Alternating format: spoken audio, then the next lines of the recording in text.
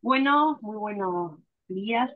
Acá estamos en el segundo encuentro. Quería darles la bienvenida para este segundo encuentro del ingeniero Oscar Dialini, organizado por el Instituto de Medicina y Radiomedicina. Hoy nos reunimos para profundizar un poco en este tema de los equipos de cobaltoterapia, ya que tenemos aquí presente al ingeniero Oscar Dialini, que tiene vasta experiencia en este campo, en el cambio de fuentes. Él es, yo creo que es el que tiene más experiencia a nivel mundial, con 30 años de experiencia en el campo y con más de 101 fuentes que ha cambiado. Así que bueno, los citamos nuevamente para este segundo encuentro para poder continuar con las preguntas que nos habían quedado pendientes del webinar pasado. Por otro lado, me han llegado al mail del instituto varias preguntas que las vamos a ir realizando. Así que, ante todo, agradecerte, Oscar, nuevamente por este tiempo que nos estás dedicando. Para nosotros es muy importante tu experiencia, ya que lo que vos relatás es lo que viviste, y es muy importante de diferentes áreas, tanto para los técnicos, para los físicos y para los médicos, empezar a tomar conocimiento que hay otras especialidades u otros trabajos que presentan exposiciones a la radiación ionizante, o puede haber incidentes o accidentes, y es importante conocerlo para saber con qué nos podemos llegar a afrontar. Así que bueno, nuevamente agradecerte por estar con nosotros. No, para mí es un Eh, placer y les vuelvo a agradecer a ustedes la invitación de poder participar en esta charla con todos ustedes, al Instituto, a Alejandra, a vos, Mariana, a todos en particular, así que en especial. Así que bueno, es un placer poder contar un poquito de mi historia y que pueda servir para algo en particular. Así que bueno, acá estamos, abierto a las preguntas que quieran realizar. bueno, eh, para romper un poco el hielo voy a comenzar con las preguntas que quedaron del webinar pasado. Y sabes que acá, sentirte tranquilo, cómodo, si hay algo que a vos no quisieras responder, no hay ningún inconveniente. Pero bueno, una de las preguntas que quedó del webinar pasado es, vos has trabajado, mencionaste en el otro webinar que has trabajado en muchos países. Si podrías contarnos en qué países has trabajado y comentar en tu experiencia si tenían protocolos en ese momento, estamos hablando de hace años atrás, protocolos similares en cada país, o vos tenías que interiorizarte cada vez que te llamaban de un país con los protocolos de trabajo de ese lugar. Sí, bueno, mi campo de acción, particularmente en mis inicios, que fueron en los 90, en los principios de los 90,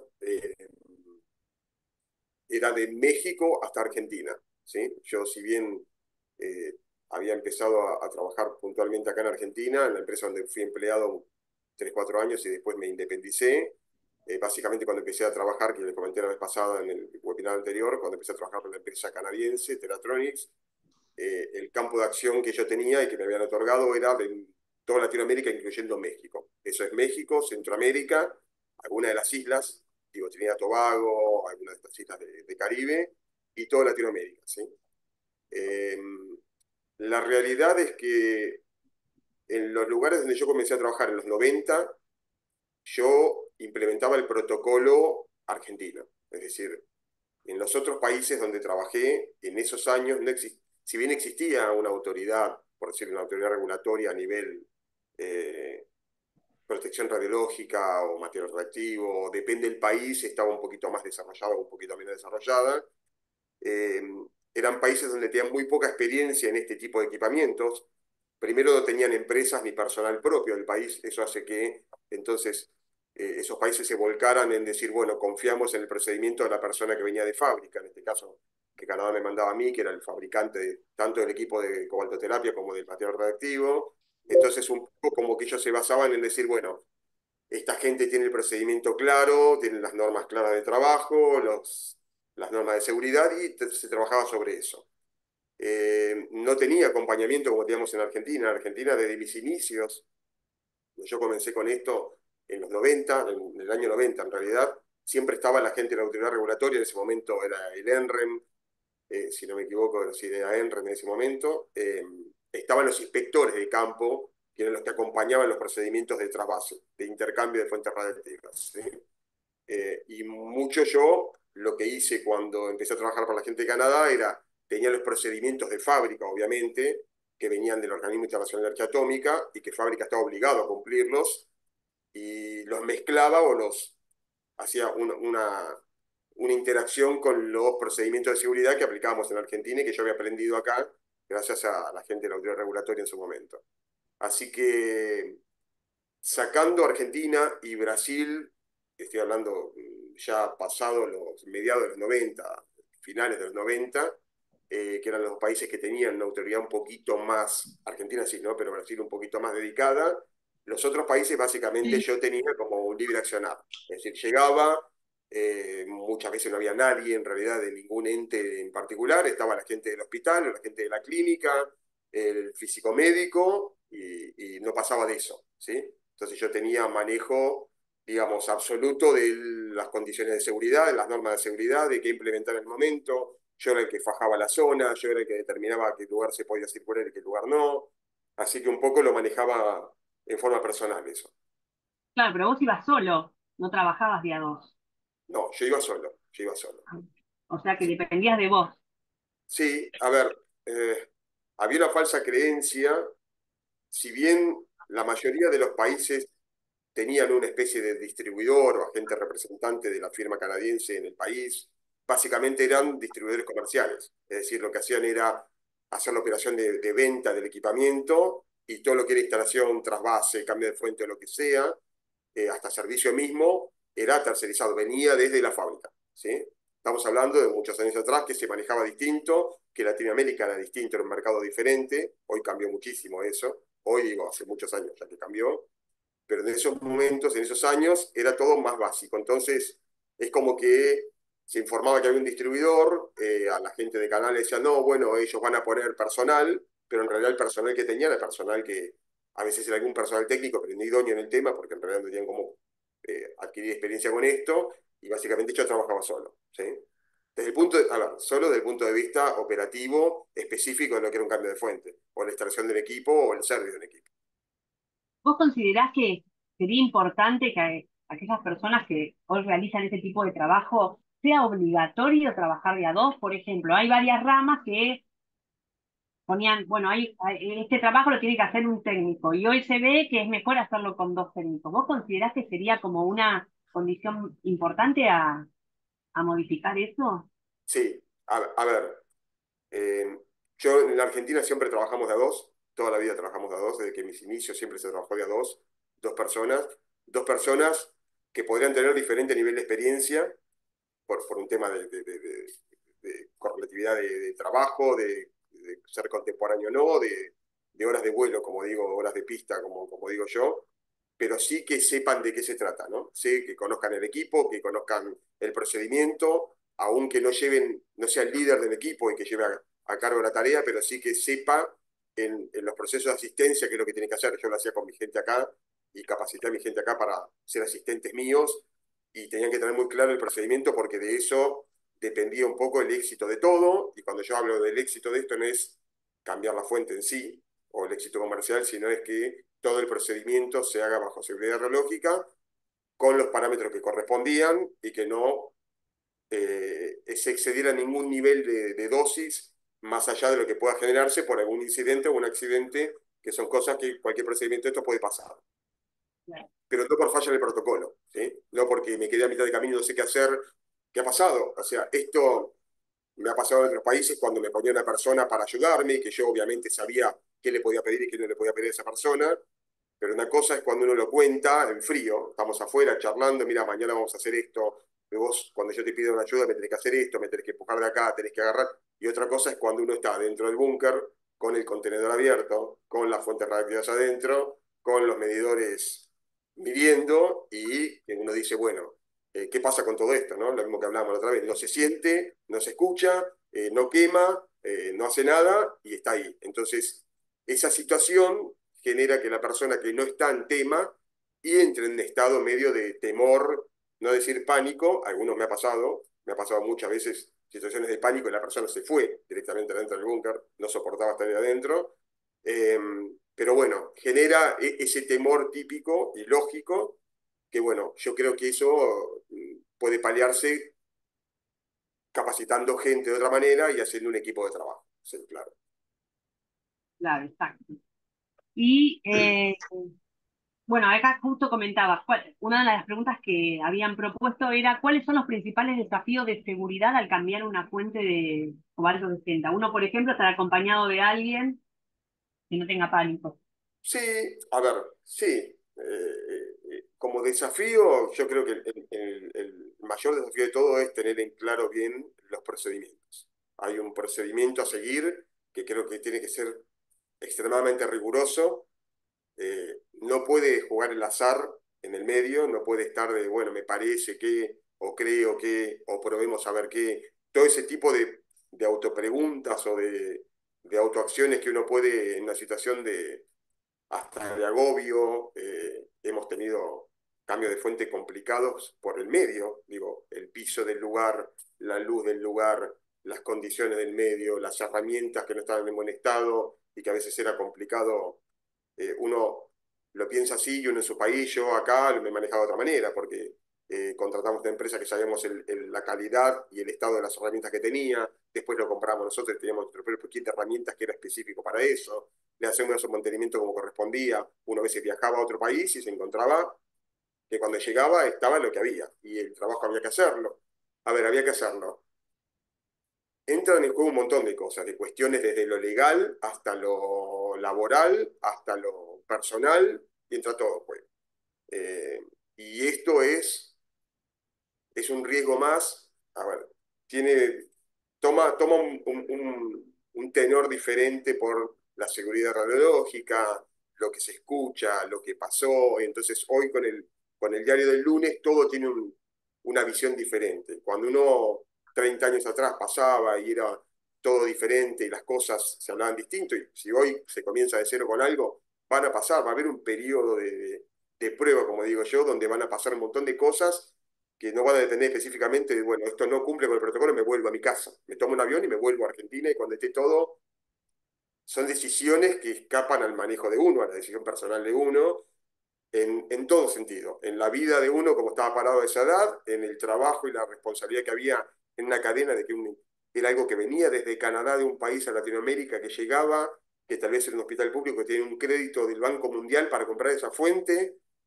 y que habían hecho, entonces había un montón de como de pormenores en el medio donde uno tenía que tomar la decisión de decir, bueno, sigo adelante y acepto correr ciertos riesgos, a pesar de que no está todo ideal, como figura un procedimiento ideal, tengo esto, un checklist, está todo, cumple con todo, está todo, bueno, no está, la mitad de eso no se cumple.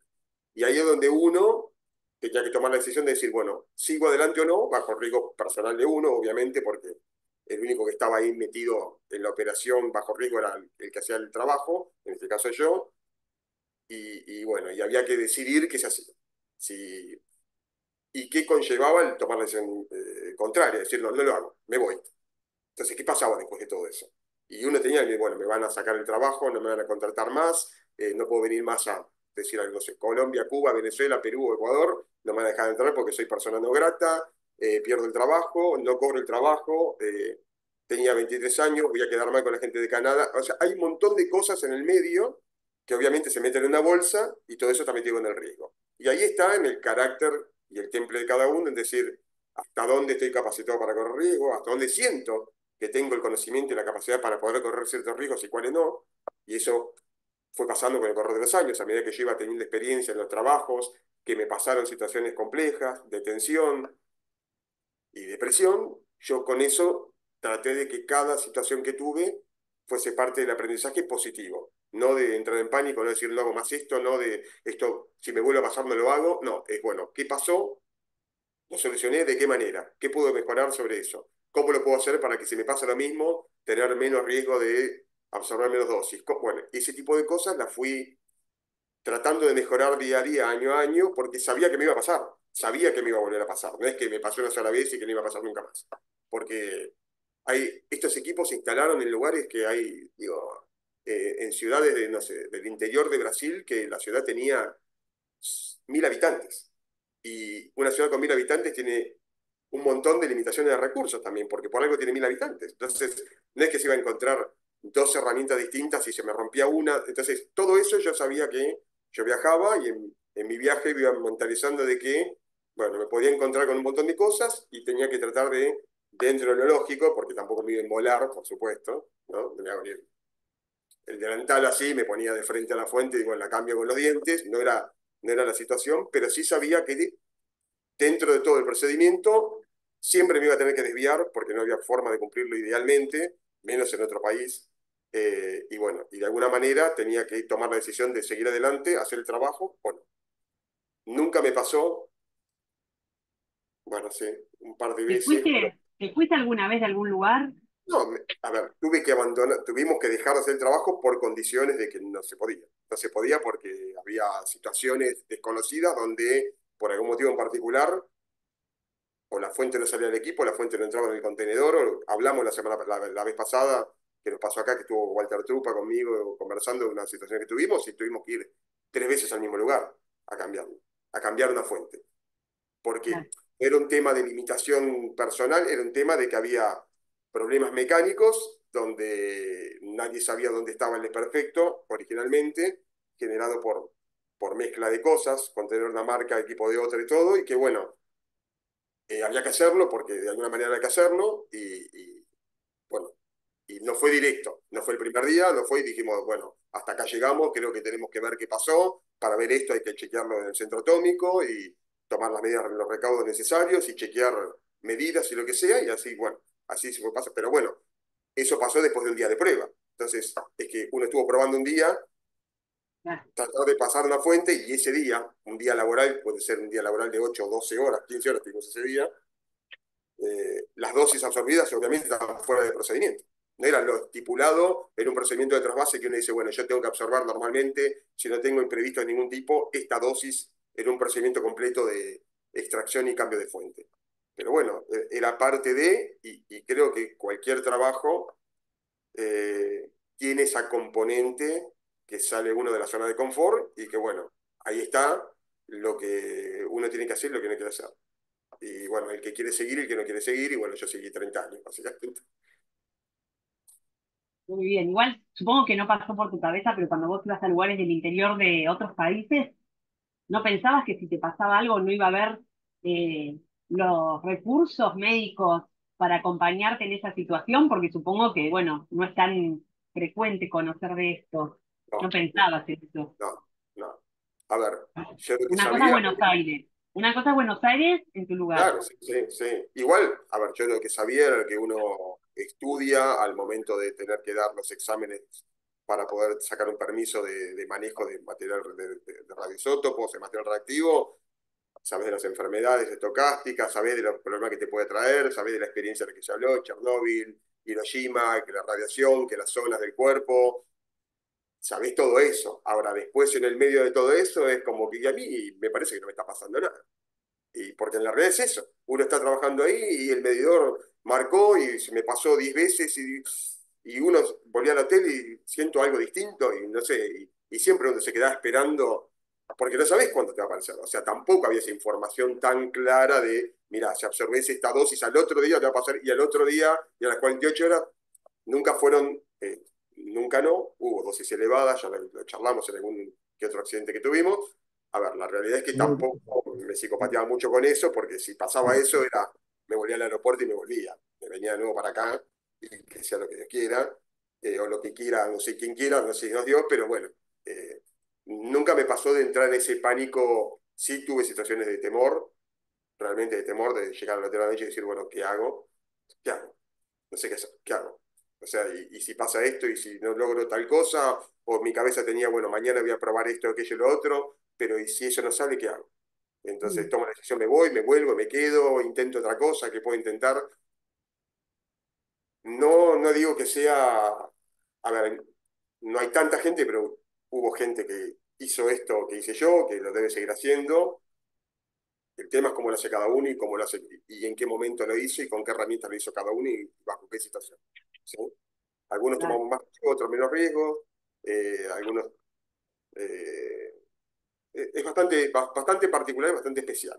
sí o sí hay que seguir un protocolo, que eso está claro. Yo nunca me salí del protocolo. A partir del protocolo es donde uno tiene que implementar cosas nuevas para ver de solucionar el conflicto mientras está reproduciendo. Claro, exacto. Justo comentaste algo que surgió en una de las preguntas, eh, ¿qué permiso vos tenías o cómo se saca el permiso para poder hacer este trabajo? Por lo menos en Argentina, no creo que conozcas las normas de otros países, pero por lo menos en Argentina, ¿cómo hiciste vos? ¿Sacaste un permiso y eso? Sí, bueno, yo saqué tres permisos en realidad.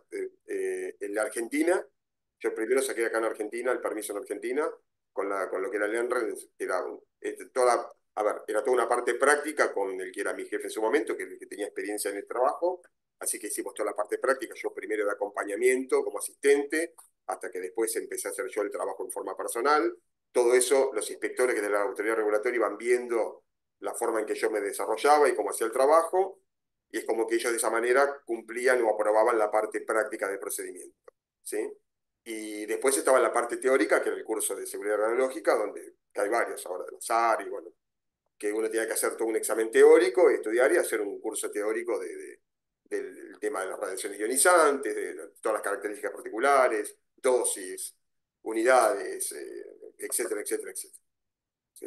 Y ibas renovando al permiso. Se va renovando el permiso cada 5 años, sí, la autoridad regulatoria acá se renueva cada 5 años. Después yo hice como una reválida en Brasil, cuando empecé a trabajar en Brasil, que la gente de Canadá me mandó a Brasil, que me instalé en Brasil 5 años, ahí tuve que hacer una reválida en lo que era la CINEM, que es la Comisión Nacional de Energía Nuclear en Brasil, que también fue, a ver, era teórico, porque la parte práctica ellos no tienen, es como decir, ¿qué te puedo controlar de la parte práctica cuando yo no sé cómo es el procedimiento? Ellos tienen un manual que dice, bueno, de fábrica decían, para cambiar una fuente hay que hacer esto. Bueno, básicamente ellos confiaban en que, como yo era un ingeniero de fábrica, venía con el procedimiento técnico, práctico, sabido, y tenía que dar la parte teórica de lo que es seguridad radiológica con las normas en Brasil.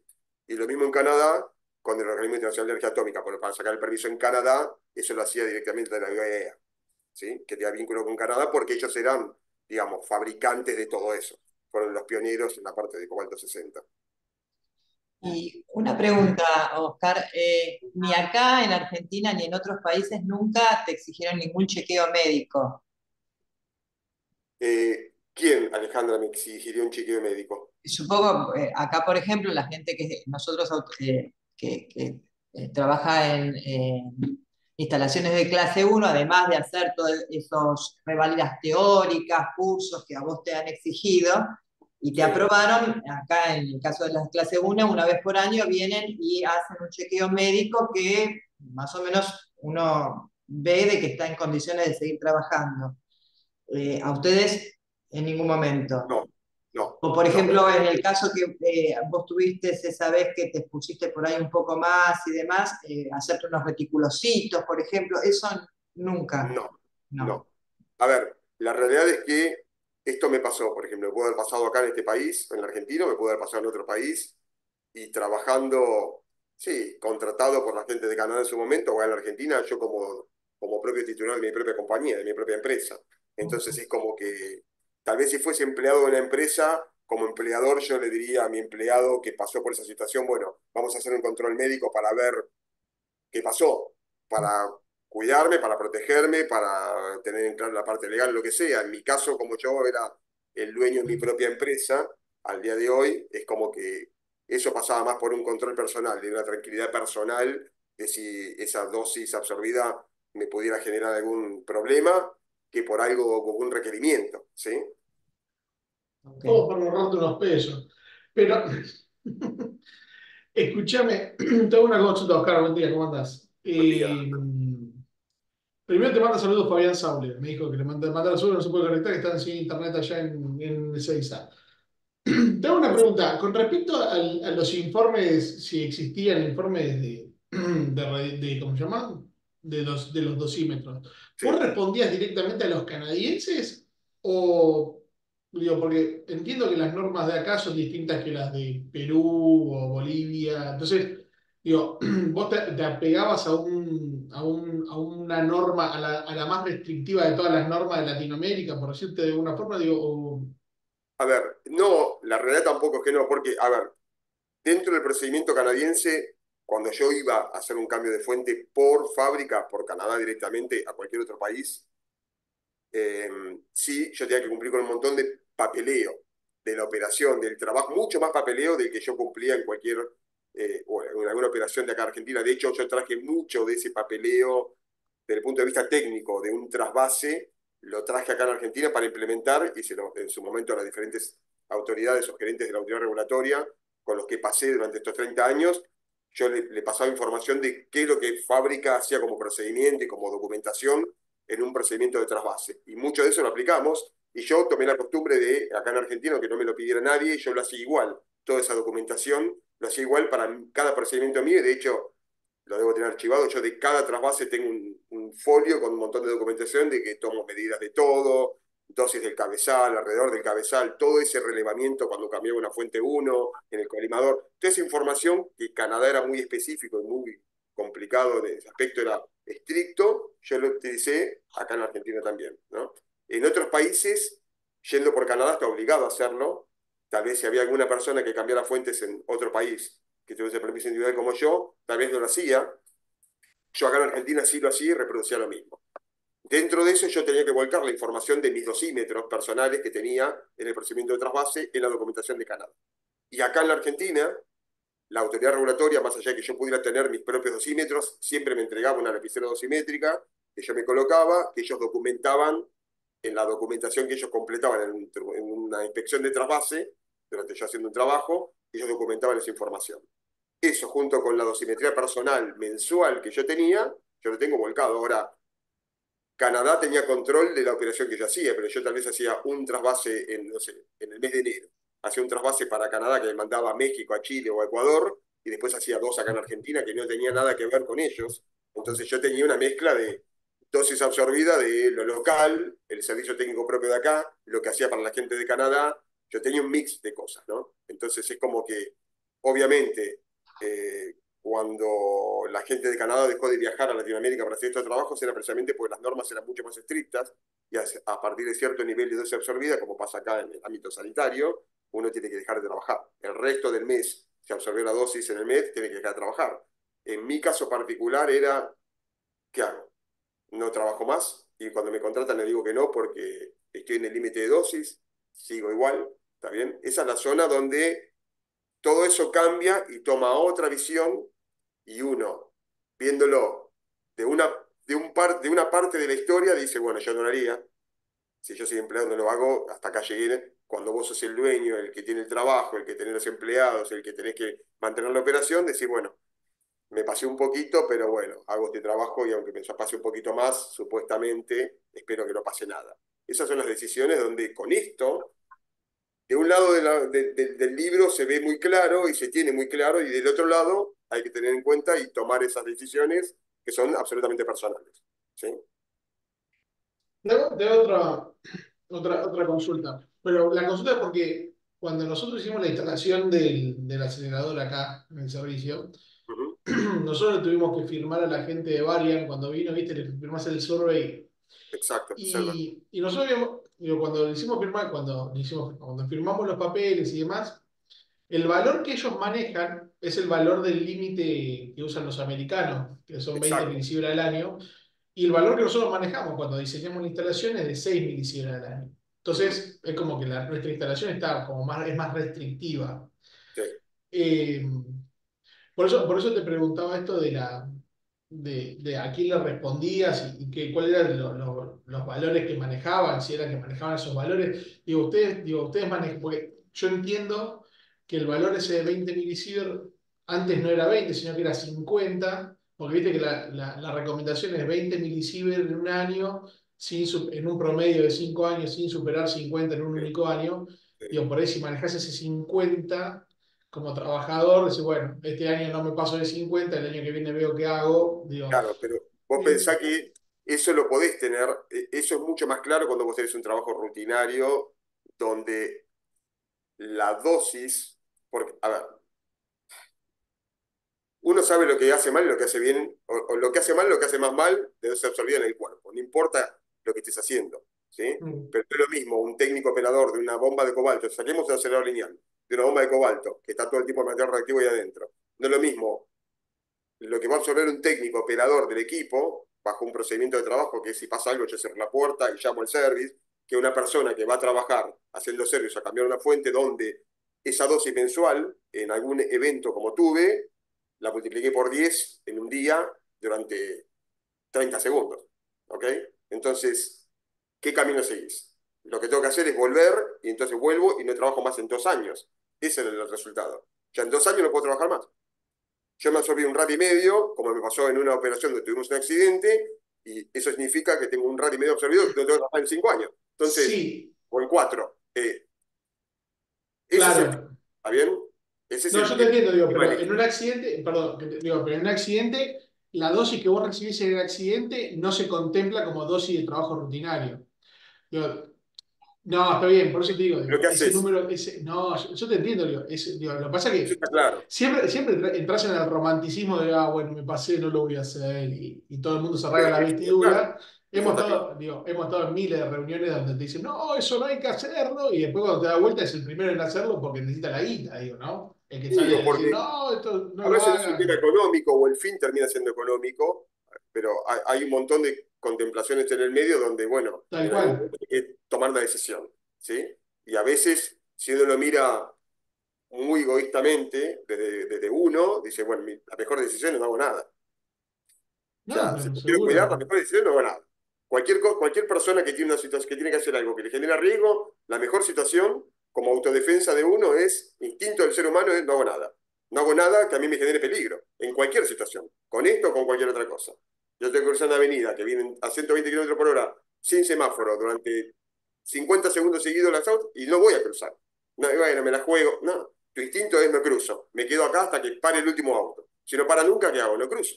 Bueno, en esto a veces no es tan así, a veces no es tan así, no digo que sea lo correcto, digo que son situaciones complejas a veces.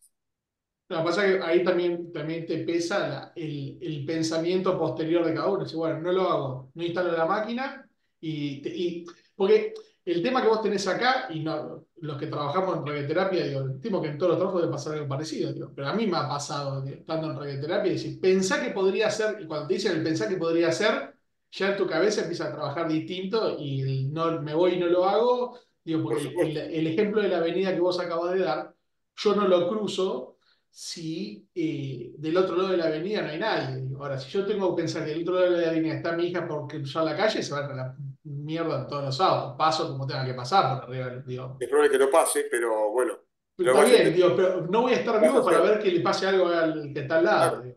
sin duda, sin duda. Y Por eso es lo que tengo decía una, antes, perdón, ¿no?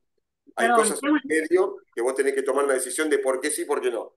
Claro. Entonces, ¿qué evito con el no y qué genero con el sí? O al revés, ¿sí? ¿Qué genero con el no y qué evito con el sí? Y bueno, eso depende de la situación particular de cada uno, es más fácil o menos fácil tomar la decisión. No digo que el resultado sea mejor o peor, digo es más fácil o menos fácil tomar la decisión, ¿sí? El resultado, si te absorbes una dosis que no tenés que absorber, siempre va a ser el mismo, ¿está bien? Tome la decisión que tomes, si te absorbiste 20 milisieverts, son 20 milisieverts. Y lo que te genere 20 milisieverts va a ser, estés feliz en hacerlo, estés descontento, favorezcas a alguien o no favorezcas a nadie, ¿está bien? Eh, es la realidad. y, Oscar, tengo una consulta. ¿Alguna vez consultaste porque pensaste que podías tener algún síntoma o algún signo propio de una exposición a la radiación? A ver, yo en realidad, creo que les comenté la vez pasada, yo cuando comencé, al poquito tiempo que comencé, por medio de una persona, un inspector de la autoridad regulatoria que conocí, tuve un poquito de tiempo con él, que era Alberto García, un inspector muy, muy viejo de la autoridad regulatoria. Él era muy amigo del doctor González de la autoridad regulatoria, y en realidad él me llevó a ver, a charlar con él, y yo lo que hacía era un estudio de sangre, se lo llevaba y lo veía. Y él me decía, ¿está todo bien o no está? A ver, era a ese nivel. Después, con el correr de los años, obviamente que por diferentes situaciones iba a un médico clínico a hacer controles o a sacarme sangre regular por un control que hago, ahora también lo hago, por ahí me saco sangre. Digo, y a todos los clínicos que iba les decía, che, mira, yo trabajo con radiaciones ionizantes, y siempre estaba como, ah, bueno, pero uno se da cuenta como que le decía eso, me están hablando de chino mandarín, y yo soy africano, y no sé de qué me están hablando. O sea, buenísimo, pero te miro los hematocritos, te miro la, no sé, la proteína en sangre, te miro y él me puede decir que tengo colesterol, diabetes, glucemia o no sé, o tiroidismo, hipertiroidismo, pero no sé si tenía idea de qué mirar o qué ¿Tenés- pedirme ¿Vos tenés específicamente. hipotiroidismo? ¿Tenés hipotiroidismo? No, no, Ah, no no. tenés ningún problema con la tiroides. Tengo los resultados que me hice en un estudio que tengo que ir el viernes a control y me dieron los resultados de sangre y lo tengo impecable. Ni colesterol tengo. Muy bien. Ni colesterol.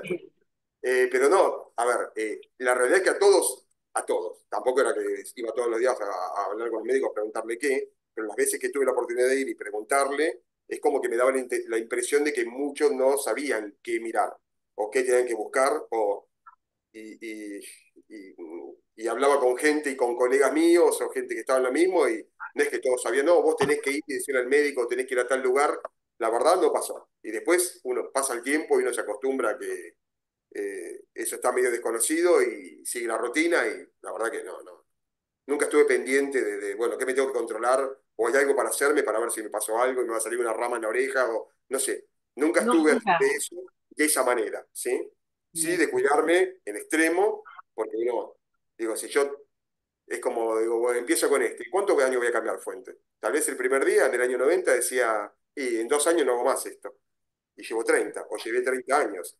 Nunca se sabe cuánto tiempo va a estar. Entonces es como que nunca estuve pendiente específicamente de eso, pero porque tampoco había alguien que me dijera, sí, tenés que chequear esto, hay que controlar esto periódicamente, porque con esto nos damos cuenta de algo. Bien. Bien. Como que debería estar como indicado personas que hacen el trabajo que vos harías, hoy vos como consejo le dirías, sí, tenés que hacer tus controles cada 6 meses, por ejemplo. Si yo tuviese certeza de que tengo un profesional médico que me dice, sí, lo que hay que hacer es este estudio para controlar tal parámetro o tal índice, y si eso está por encima de Tuyo tal ayudar. valor, ¿significa algo? Sí, pero tampoco al día de hoy tengo claro qué es lo que hay que chequear, Claro. qué es lo No, que no, hay que está mirar, bien, no, o qué es lo que hay porque que no sos pedir. médico, está bien, No, porque no sos médico, no, pero obvio. estaría bien que estuviera eso estipulado, o sea, vos sentís que eso ayudaría. A ver, la información ayuda. A veces ayuda para bien, a veces ayuda para mal, pero siempre ayuda. Bien, ¿y vos considerás que también personas que trabajamos con radiación ionizante, o en tu caso, que vos estabas a veces solo, etcétera, hubieses necesitado en ese momento un apoyo psicológico o emocional también por esas exposiciones a tal nivel de estrés tan alto? Antes no se hablaba de estrés ni se hablaba de todo esto, pero hoy sí se sabe que la salud mental es algo muy importante. ¿Y vos sentís que te podría haber ayudado? Como todo, creo que en ese aspecto, creo que como todo depende de lo personal. A mí, particularmente, yo considero que no me hubiese hecho falta o no lo hubiese necesitado. Creo que por mi personalidad, por mi forma de ser, como veo la vida yo, en realidad, parado a mis 55 años hoy, no con esto, sino con cualquier cosa, en realidad, con cualquier aspecto de mi vida, creo que eh, suelo manejar muy bien mis temores y canalizarlos enseguida, darle un fundamento al temor y que no permanezca en mí, ¿sí? Obviamente tengo situaciones de temor que me aparecen, temor por un montón de situaciones de la vida, pero para ese temor yo tengo como premisa personal encontrar una solución, un control de eso. O sea, no me puede paralizar de ninguna manera. Por lo tanto, a mí este tipo de eventos que me pasó muchas veces, es como que yo sentía que me sentía capaz de manejarlo. Después podía tener el mejor resultado o peor resultado, pero sentía como que yo tenía la capacidad para manejarlo. Y eso era no esperar la ayuda de alguien, que alguien me diga la palabra mágica, que alguien me diga cómo tiene que hacerlo. Es decir, si el requerimiento, mi desconocimiento era un tema técnico, que yo necesitaba una información técnica de algo para seguir adelante con algo, acudía a quien tuviese conocimiento técnico para que me diera una mano en eso. Pero no como que necesitaba tener contención de alguna forma o psicológica para no pasar por situaciones de temor. Yo personalmente, y no es un tema de egocentrismo, ni mucho menos, ¿eh? No sé si ni siquiera si es bueno o malo. Yo siempre digo que es bueno tener miedo, pero es bueno saber controlarlo, el miedo y ser consciente del miedo, porque el miedo te mantiene alerta. Yo lo uso en muchos aspectos de mi vida, eh, pero no siento como que ese miedo a mí me llega a paralizar. Jamás me paralizó ningún miedo en particular. Creo que ante una situación de miedo es como que respondo mucho más rápido para buscarle la solución y cómo apaciguar ese miedo con cosas. Tiene que haber algo que ese miedo desaparezca. Si es permanente, porque no lo puedo evitar, sé que es permanente y no lo puedo evitar. Pero si es un tema personal, eso a mí trabajo muy encima mío para que desaparezca, para manejarlo y que desaparezca. Sí o sí lo tengo que canalizar y sacarlo de mi persona. Y con esto me pasó lo mismo, con esto me pasó lo mismo. Por eso lo dije al principio, no hay mucha gente tuve mucha gente trabajando, colegas, donde yo les conté que éramos un cubano y un colombiano, los tres, personas mayores que yo, 10, 12, 15 años mayores que yo, y situaciones donde trabajamos en conjunto y ante situaciones complicadas, se congelaron de miedo. O sea, se quedaron. Yo creo que lo peor es cuando uno se congela en el momento que no tiene que tener miedo. Vos podés tener miedo y podés decirme, estoy muerto de miedo, es decirme qué tengo que hacer, pero no que te congeles y que no puedas hacer nada, que te quedes como una estatua. Eso es lo riesgoso en este tipo de cosas, ¿no? ¿Nos Cuando podés no comentar estás. alguna de estas situaciones? Comentanos alguna de estas situaciones, tipo de... Sí, sí ha pasado en momentos donde la fuente se traba, por ejemplo, que es algo muy típico. Yo les conté cómo era el procedimiento de extracción y recambio de la fuente. Cuando la fuente pasa del cabezal del equipo al contenedor o del contenedor al cabezal, estamos trasladando material radiactivo que sale de la zona de blindaje primario y pasa por una zona donde casi no hay blindaje, la radiación secundaria o dispersa es altísima. Uno, depende de donde esté parado, podés absorber mucha dosis o no, y donde estés parado depende de la reacción del miedo que vos tengas. Si vos, ante la situación de que traba una fuente y lo que haces es no saber para dónde ir y te corres para un lado, te corres para el otro, y te pones en la posición donde la fuente está exponiendo por miedo, porque en ese momento digo, me voy, me quedo, cierro la puerta, se trabó, ¿qué hago? Bueno, todo ese tiempo, en esto con la relación con el tiempo es fatal, ¿sí? Todo ese tiempo que uno pierde porque se frisa con el miedo, es tiempo que uno está absorbiendo dosis y que podrás evitarlo. Hasta lo mejor que podés hacer es, me voy, salgo del búnker y me voy, cierro la puerta y me quedo pensando afuera. Bueno, ¿qué hacemos? Pero quedarme parado al lado, a ver qué puedo hacer, mientras estás. Eso es lo peor que te puede pasar. Y a veces no te quedas así, no que te quedas así, congelado del miedo porque empezó a sonar el monitor porque se trabó la fuente. Yo digo, ¿se trabó o se le trabó a esa persona? ¿Qué hago? Largo todo y salgo corriendo. Y me ha pasado.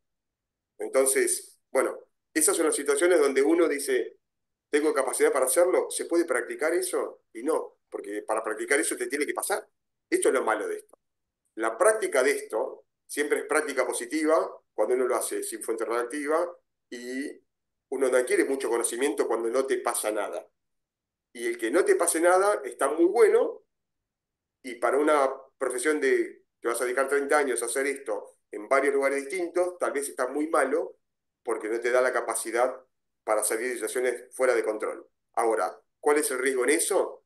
Bueno, en esto es que te absorbes una dosis importante que no sabes qué te puede generar el día de mañana a tu salud personal. Entonces, es como el cuento de huevo y la gallina, ¿no? Es decir, uno siempre aprende de lo malo mucho más que de lo bueno. Perfecto, pero lo malo, eso malo, ¿qué tan malo es? Bueno, en esto puede ser muy malo. Entonces, uno internamente dice, ojalá nunca me pase nada, pero el día que me pase, ¿tendré la capacidad para solucionarlo o no? No lo sé. Y yo no puedo generar un accidente para ver cómo respondería si la fuente me queda Claro. expuesta y empieza a irradiar, me suenan todos los monitores, las alarmas, el monitor de área empieza a sonar todo, y eso está saliendo de radiación por todos lados, no en la zona segura, y tengo que ejecutar algo para sentirme Superman y lo solucioné. Bueno, hay gente que responde de una manera y gente que responde de otra, pero lamentablemente no hay práctica en esto. Tenés que estar y tenés que hacer y te van a aparecer situaciones y vas a tener que tratar de solucionarlas y solucionarlas. Pues de alguna manera siempre hay que solucionarlas. O sea, de alguna manera una fuente está expuesta y hay que volver a guardarla y blindarla. Algo queda trabado y hay que destrabarlo. Algo que. Es así. Con esto que vos decís que no hay forma de hacer una práctica, no hay, me refiero a, por ejemplo, hacer un simulacro, a que haya como un, no sé, un simulador, si se quiere, de hacer que una fuente se trabe y ustedes poderlo practicar con anterioridad. Sí, sí, por supuesto que sí. Alejandra, a ver, la práctica, uno antes de sacar, particularmente en Canadá, obviamente los que pasaban y iban a sacar el permiso en Canadá y acá en la Argentina, hicimos muchas veces lo que es un trasvase en frío, que se llama, sin fuente radiactiva, con todo igual, todas las Ajá. partes del peso igual, todo igual, pero en lugar de una fuente o un drawer con una fuente, un dummy, ¿sí? Sin fuente. Pero esa práctica lo que te da es un expertise mecánico en el procedimiento. La práctica que vos necesitas por ponerle práctico o título, es que en frío vos sabés que pase lo que pasa, ay, se trabó, ay, ¿vos qué harías? Y yo empujo, destrabo, subo, eso está muy bien cuando vos no tenés nada ahí. Cuando está Sí, sonando los medidores, porque tenés nunca es lo radiación, mismo, pero práctica. Claro, claro, toda esa práctica, es como el simulador de vuelo. Vos vas en un simulador, uy, mira, te simulan que te falla una turbina y se te viene abajo el avión y, uy, a ver, estás adentro de la cabina. Cuando vos te estás en un avión y se te viene abajo la turbina o se te va con una turbina y el avión se te viene a pique, bueno, obviamente que es necesario toda la práctica posible para que, a ver, de si toda esa práctica, ese 100% de práctica que hiciste, ¿qué porcentaje podés implementar en una situación real, bajo riesgo real? ¿Está bien? Y para tener un alto porcentaje de eso, aunque sea un 10% de capacidad para solucionar un problema, tenés que hacerlo 1000 veces sin nada. Porque si no ese 10% es un 10% de 1000. Si lo haces 100, es un 10% de 100. Entonces vas a tener mucho, ese porcentaje que no es lineal, va a ser mucho, muy inferior para que vos puedas solucionar un problema en forma correcta. ¿Sí? Entonces sí es necesaria la práctica en frío, pero en esto el temor es cuando está el material reactivo y cuando esté irradiando la cosa. ¿Sí? Cuando apareció que está irradiando y que yo no puedo cubrirme. Es como yo les decía con el tema del fuego. Uno con el fuego, bueno, ves la llama, te das cuenta, te acercás y sentís más calor, sentís menos calor. Con la electricidad, está el cable ahí, te pegó una patada y te diste cuenta que te pegó una patada. ¿No? Si toco de nuevo me voy a electrocutar. En esto está esa zona complicada donde, bueno, tenés que, obviamente, confiarte de lleno en el instrumental que vos tenés, que sabés que funcione bien, y a partir de ahí, bueno, eh, como digo yo, curtirse para ver cuál es la mejor manera de avanzar y de hacer las cosas. sí, además Yo, tenés con que tener un esto, compañero muy confiable. Vos siempre trabajás con otra persona. no Esta siempre. persona, no siempre, porque el que No, vos no, no. decís que por ahí se paraliza ante una situación así. No, Ahí pero en muchos trabajos, sí, no, en muchos porque te trabajos tuve puede que poner salir. en riesgo a vos también. La mayoría de mis trabajos fuera del país, sacando Brasil, estuve solo. No, no estaba con nadie. Estaba con una persona que no tenía idea. O sea, que yo le decía, mira, teneme esto acá. Y en el momento que yo iba a mover el material reactivo, le decía, andate. Porque es una persona que no tiene por qué estar expuesta, que no tiene idea de lo que tiene que hacer si la fuente se queda expuesta, que yo no puedo estar pensando en preocuparme por él.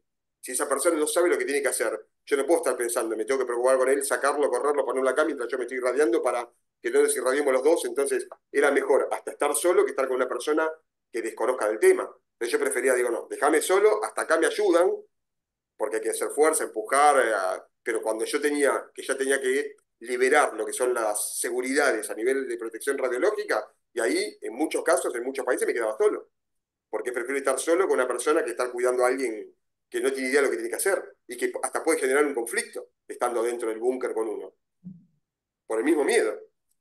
Tal cual. Sí, sí. No sé si alguien tiene alguna pregunta, alguien quiere hacer alguna Sí, pregunta. yo. Eh, bueno, vos dijiste que sacaste los permisos de la fábrica y que te dio, bueno, la fábrica te dio la habilitación para hacer los cambios de la fuente y todo. Y tenés los permisos de la Autoridad Regulatoria de Argentina. Después dijiste que habilitaste en Brasil también.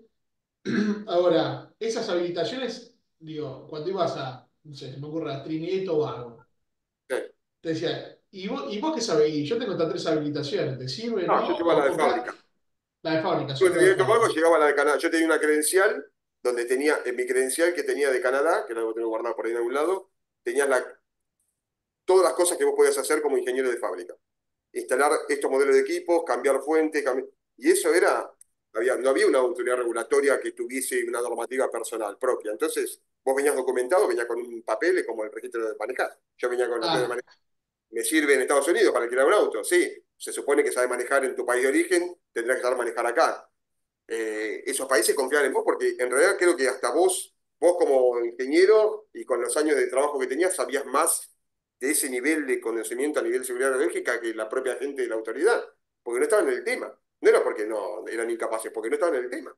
Eran temas pero, vírgenes en ese momento. pero vos llegabas a países donde no había autoridad regulatoria alguna, Claro, digo, claro, seguro, seguro. y te hago Es una donde, consulta, como dije al principio, yo digo, llegaba, hubo países donde yo llegaba y estaba la gente de la clínica, el dueño de la empresa que era el distribuidor comercial en donde sea, Ecuador, Perú, en Trinidad y Tobago, en San Martín, en Cuba, y no había una persona de la autoridad regulatoria. En Brasil, cuando empecé, tampoco había nadie. Después estaba la CINEM, pero en Brasil no se existía involucraba. ¿Cómo, pero en perdón? Brasil existía un ente regulador que sabía que existían radiaciones y sabía que Sí, estabas sí, trayendo... pero no tenía la política de inspeccionar los procedimientos, ¿sí? Mm. O sea, yo en ningún país, sacando Brasil y Argentina, tenía personal de la autoridad regulatoria haciendo una inspección del procedimiento. Inspección, estoy hablando, estar ahí, medir, o era ¿Y, tal día y se cambiaba la fuente. En Canadá has cambiado dos puentes? ¿En Canadá Canadá? en Canadá hice 3 cambios de fuente con gente de Canadá como parte de la práctica. ¿Sí? Y ahí en Canadá tienen gente de la autoridad que esté Sí, inspeccionando el sí, cambio? sí, sí. 3 inspectores. ¿Y en algún país primermundista hiciste cambio de fuente aparte de Canadá? Argentina. Está bien. Bueno, No, no, sacando Canadá, no, no. no, está bien. Digo, no, para ver si. O sea, entonces a nivel regulatorio no estamos tan lejos de un país primermundista, digo. De No, hecho, para nada, al contrario. tenemos normas más estrictas, digo. Creo que a nivel, Eh, por lo menos en la parte de radioterapia con cobalto, digo, cobalto, cesio, todo lo que era equipamiento de médico en lo que es radioterapia externa, y radioterapia es más moderno, pero ya existía, ¿no? Pero digo, externa en ese momento, creo que Argentina está, te diría, por decirte algo, top 5. Yo creo que ahí está muy avanzado. Siempre hubo gente desde el inicio. Yo empecé con esto en el año 89 acá en Argentina y ya había inspectores y que ya estaban antes que yo empezara a trabajar en esta empresa, con mi jefe que tenía 10 años de trabajar en esto también.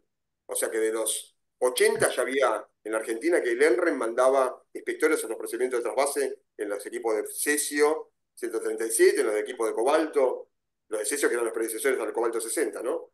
Eh, o sea que Argentina en ese nivel, en ese aspecto estaba muy avanzado. De hecho, yo me acuerdo como si fuese hoy que cuando montaron la central de Angra do Rey y todo en Brasil, iba la gente de la autoridad regulatoria para Brasil a capacitar a la gente con los procedimientos de seguridad, de sí, emergencia. Eh, en ese nivel creo que hicimos mucha escuela. Cuando yo comencé a trabajar en Brasil, había 3 físicos médicos en Brasil. Ahora hay 5.000. Pero en ese momento, Argentina estaba mucho más evolucionado a nivel radioterapia. Estoy hablando de radioterapia. ¿Eh? A nivel radioterapia, la mayoría de los países de Latinoamérica, inclusive México. México tampoco. México era un mercado enorme, pero tampoco tenía en ese momento una autoridad regulatoria presente, por decirlo de alguna manera. ¿Sí? bien. ¿Y nunca te Y convocaron para capacitar gente? Porque ahora vos ahora ya no tenés el permiso, o sea, lo dejaste de caer porque no te querías dedicar más a esa parte, estás más con los aceleradores lineales, bueno, todo lo que es radioterapia, pero Sí. no cobalto. ¿Y ahora quién está en Argentina? Nadie haciendo esto. Lo que pasa es que hoy los equipos de cobalto que hay en Argentina son los de la no. firma INVAP. INVAP tiene una persona habilitada para hacer el cambio de fuente de los equipos de INVAP. Ah, INDAP tiene una persona. INVAP tiene Ah, una hay persona una habilitada. persona en el país habilitada para. Emilio Ah, Moreira. bien. ¿Y nunca te llamaste, nunca te convocaron para? Porque hay muchos países en realidad que están en desarrollo, subdesarrollo, que tienen cobaltoterapia todavía, muchos países. ¿Nunca te llamaron para ofrecerte que los capacites o con toda la experiencia que vos tenés? Yo estuve como oficial de capacitación de Canadá en los países latinos por un tema del idioma durante Ah, muchos años. Estuve en Bolivia, la mayoría eran en la parte de servicio técnico, ¿sí? Más en servicio técnico que en trasvase. ¿Por qué? Porque no había una cantidad de equipos que hiciera que la persona, a diferencia de Argentina, vamos a hablar de otra manera, a diferencia de Argentina, Argentina era un país donde fabricaba fuentes de cobalto 60 de uso médico. O sea, un médico en Argentina que tiene una bomba de cobalto tenía la alternativa de decir, o compro la fuente canadiense o compro la fuente argentina.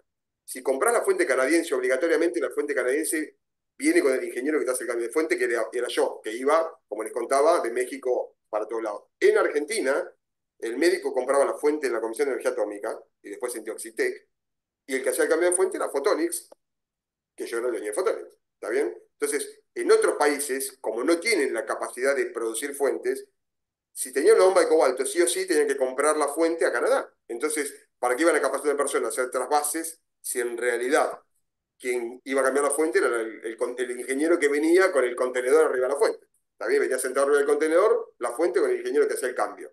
Entonces, en ese aspecto no se capacitaba. Sí capacité gente en Brasil, porque cuando yo me mandaba a trabajar a Brasil fue para capacitar gente para que ellos mismos pudieran sacar una persona habilitada para poder cambiar fuentes. En Brasil sí, por la cantidad de equipos en realidad, y porque yo no quería ir a vivir a Brasil.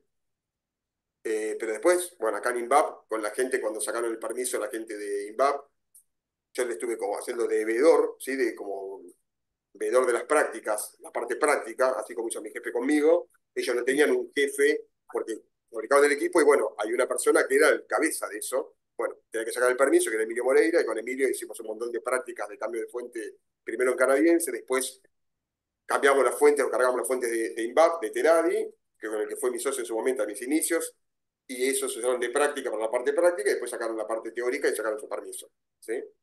Pero no, hoy por hoy, en realidad, lo que te quedaría es un permiso para sacar las fuentes de los equipos que están fuera de servicio ya. Ni siquiera para hacer un cambio de fuente, porque hoy, ¿quién está recambiando fuente en Argentina? Ya estos equipos creo que en cuanto decaiga la fuente que tienen activa al día de hoy instalada, no creo que vuelvan a cargarla. No creo. ¿Está bien? Claro. Es como que, por eso siempre hubo poca gente. Uno dice, ¿por qué hubo tan poca gente? Porque en realidad no es algo tan frecuente. Para mí fue mucha cantidad porque pues yo tenía muchos países a cargo.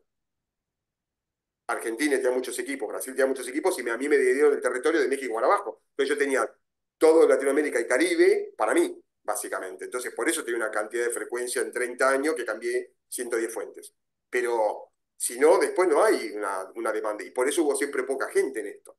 Había más gente en servicio técnico de repente, pero no que tuviesen permiso de lo que se llama sort handler, que le llaman en Canadá, que es el permiso del cambiador de fuentes, ¿sí? Claro. Bien. Bueno, y otra pregunta que a mí me quedó de la vez pasada. Bueno, si alguien quiere preguntar, puede abrir el micrófono. Yo si no aprovecho y pregunto todo lo que quedó de la vez pasada. Pero no sé si alguien quiere preguntar. Acá hay una pregunta en el chat, a ver, antes de la pregunta mía. Dice, hoy en día los procesos son mucho más seguros de trasvase, preguntan. No, porque Ok, el proceso es seguro desde su naturaleza de inicio. Desde que se diseñó un proceso de trasvase, hoy, trasvasar una fuente en un equipo, y estoy hablando, no sé, hoy 24 de septiembre de 2024, eh, el equipo que está vigente en el mundo a nivel hoy, que se fabrica, que se sigue fabricando Canadá, es exactamente el procedimiento, la geometría del equipo es exactamente igual a los equipos de la década del 90. Cambió la tecnología asociada de las cosas que hacen, puede tener más display, más luces, los mecanismos un poco mejores, pero la naturaleza de cómo va alojada la fuente dentro del cabezal y todo sigue siendo el mismo, y el procedimiento tiene la misma seguridad que 50 años atrás, porque no cambia el procedimiento de seguridad, ¿sí? La única forma de hacerlo seguro es con ese procedimiento. Va a pasar el tiempo y si el equipo en sí no cambia la geometría del equipo o la naturaleza de cómo está ubicada la fuente dentro del equipo, el procedimiento es el mismo vigente y es el más seguro que existe porque no hay forma de hacerlo de otra manera que sea más seguro que eso. Entonces se pueden agregar en el medio o más acciones de control porque no existen, básicamente. Está todo acotado en lo que hay que hacer y hay que hacerlo de esa manera. Hablamos bien. de, Fabián había dicho, de fabricar un robot, que el robot lo haga, pero está lo mismo. ¿Cuánta cantidad de cambio de fuentes se hace en el mundo para que un robot, y el robot tiene que estar adelante, y la radiación, y va a deteriorar los mecanismos, y bueno, si uno piensa, y vieron la serie de Chernobyl, se dieron cuenta de lo que pasaba con el robot cuando mandaban a la terraza para tirar los bloques de grafito a la planta baja. No duraban una hora, ¿está bien? Porque si irradiaba y la electrónica moría. Entonces, esa es la diferencia entre la electrónica y el ser humano, básicamente. Entonces, esos registros, hay que tener tanta electrónica tan detallada para uno decir, bueno, que se dé cuenta que hay que alinear a la décima de milímetro, como hacíamos nosotros, visualmente y con métodos mecánicos, con sensores. Bueno, eso tiene que estar muy cerca del material reactivo, de la dosis secundaria, y es muy difícil bloquearlo para que no se deteriore por la radiación absorbida. Entonces, termina siendo algo que lo más práctico, lo más seguro y lo más lógico es hacerlo en forma manual con un ser humano, ¿sí? Haciendo las cosas como corresponde. Y todo tiene una componente de incidente y accidente, como cualquier cosa mecánica que se tenga que mover en el medio, ¿sí? En una obra en construcción, se cae un obrero, se suelta un fierro, se le parte la cabeza, bueno, todo ese tipo de cosas en cualquier ámbito laboral, hay componentes de riesgo que pueden generar un accidente. Bueno, el tema es, en todos los aspectos, en todos los ámbitos laborales, acotarlos a que sea lo menor posible. A veces uno está más encima cuando son cosas más sensibles como esta, y otras no tantas, pero bueno, siempre el procedimiento primario en todo es hacer lo que hay que hacer para que el nivel de riesgo sea el menor posible. Bien, y para pasar un poco más a la parte médica, quizás que la parte que más me interesa, la otra vez habías comentado que vos tenés un problema en la columna, ¿no? Te quedó algo en la columna, que era una hernia que tenías. Tengo una hernia, bueno, tengo varias ahora. Después de 30 años tengo varias. Esto me lo hice a los 22 años, en un cambio de fuentes y en Panamá, y me hernié el sacro, la S1 del sacro, la unión con el sacro. Sí. Se me destruyó el disco, básicamente. Tuve esa hernia, después obviamente seguí trabajando en lo mismo y haciendo otras actividades que no eran apropiadas para el tipo de hernia que yo tenía, yo sin saber que tenía una hernia, obviamente, y bueno, obviamente se me fue deteriorando todo y ahora tengo 4 hernias en lugar de una y la tengo por toda la columna media destruida, pero bueno, fue la suma de un montón de cosas, ¿no? Pero originalmente mi hernia de disco fue por un accidente laboral, puntualmente con un cambio de fuente. Sí, te había caído una caja, ¿no? El contenedor se caía y vos lo agarraste. Se rompieron las ruedas de la carreta de donde uno moviliza el contenedor, que el contenedor pesa 3.000 kilos, que se llama hand pallet, porque es como esas carretas que usan para los pallets Sí, de bebidas, de gaseosas, que son 2 uñas largas que van por abajo de los pallets, que tienen ruedas adelante y atrás. Bueno, eso se utilizaba para alinear el contenedor al cabezal del equipo, de la bomba de cobalto. Se suplementaba, se ponía un montón de cosas. Un lugar donde no cumplía con las condiciones mínimas de herramientas en sitio. Supuestamente, bueno, tenía que haber llegado todo en una caja que nunca llegó. La caja se la terminaron robando en el aeropuerto y por eso no llegó al hospital. Estaba el contenedor ahí. Decidimos hacerlo con las herramientas locales. Bueno, no había forma de verificar que estuviesen en perfectas condiciones. Se terminó rompiendo una rueda de la carreta que desniveló el contenedor y para evitar que la fuente radiactiva se saliera del contenedor, tuve que hacer una maniobra física que me generó la hernia. bien. Y además de eso, ¿sentiste que te quedó alguna otra secuela de lo que fue a nivel laboral? ¿Que vos puedas reconocerla como tal? No, no. La verdad, no. Nada. No. Física, así de a nivel, a nivel físico óseo, quebradura, dedo cortado o eso, nada. Solamente la hernia de disco. Después, obviamente, tuve un montón de cosas que se me apretó un brazo, se me ajustó la otra cosa, la rueda me pasó por arriba del dedo gordo, ese tipo de cosas que le pueden pasar haciendo cualquier cosa en otro aspecto también, ¿no? Pero así evidente y crítico, no, lo más crítico fue lo de la hernia, que bueno, hoy me limita un montón de cosas, pero bueno, era parte de, fue parte de. Bien, igual tu trabajo no era levantar, en realidad tu trabajo no era supuestamente de fuerza, o sí, no. Sí, Justo estabas ahí y no, no tenía tenías esta que gran agarrar. fuerza porque, a ver, depende de lo que considere fuerza, o lo que no considere fuerza. No levantaba bolsas como en el puerto, pero vos llegabas y te das el contenedor 3.000 kilos, lo ponías arriba de la carreta y lo tenías que llevar desde Ah, la calle hasta dentro del búnker. Acá en Argentina nosotros tenemos una empresa que contratamos que te lo lleva dentro del búnker, te lo deja dentro del búnker, te lo baja y vos trabajás, ellos se van y yo me quedo trabajando adentro. Cuando empujamos, me dan la mano para empujar todo. En otros países donde te contaba que estaba solo, todo eso lo hacía yo. Ya entraba el contenedor, empujaba, sacaba, empujaba, sacaba. Hacés trabajo de fuerza, sí. Montar un equipo también. Instalar un equipo tenés que levantar piezas de 2.000 kilos con un puente de grúa. Tenés que hacer fuerza. No es una fuerza, no sé a qué conseguir un trabajo de fuerza, pero no es un trabajo de escritorio. ¿Sí? No es un trabajo de escritorio. Tenés que hacer tareas donde para cambiar una parte, mover una parte o armar algo, tenés que mover piezas pesadas y lo tenés que hacer vos, en realidad. A veces solo, a veces con una persona que te ayuda, pero tenés que hacer todo el procedimiento conlleva tareas de fuerza, ¿sí? bien. Y después de un cambio de fuente, ¿nunca experimentaste vómitos, náuseas, Nunca. algo? Nunca. No, Siempre te fuiste bien al hotel donde estabas no, durmiendo y... no evidente, a ver, no evidente y no que haya asociado, que yo recuerde puntualmente, uy, me pasó esto después de cambiar una fuente o después de que tuve una dosis elevada, absorbida, que pude verificar con un medidor mío, portátil o algo. No, la verdad que no. No. De hecho, yo les conté el tema de que yo sentía, daba la casualidad que sentía ese cosquilleo, ese calor en la nuca, y que me empecé a dar cuenta, me pasaba eso en ciertas situaciones y me empecé a dar cuenta que era cuando absorbía más dosis de la que tenía que absorber, puntualmente en tareas específicas que sí o sí tenía que absorber esa dosis, pero me pasaba eso. Es lo único que podía determinar y que me pasó O sea, me empecé a dar cuenta y empecé a prestar atención después de 4 o 5 años o más, tal vez. No, claro. Pues ya me pasaba lo mismo y me agarraba eso y digo, otra vez, y otra vez. Y ahí empecé a tomar un poquito de nota y digo, a ver, vamos a chequear. Y me pasaba y cada vez que hacía eso, me pasaba, era lo único que pude sacar en limpio, por decirlo de alguna manera.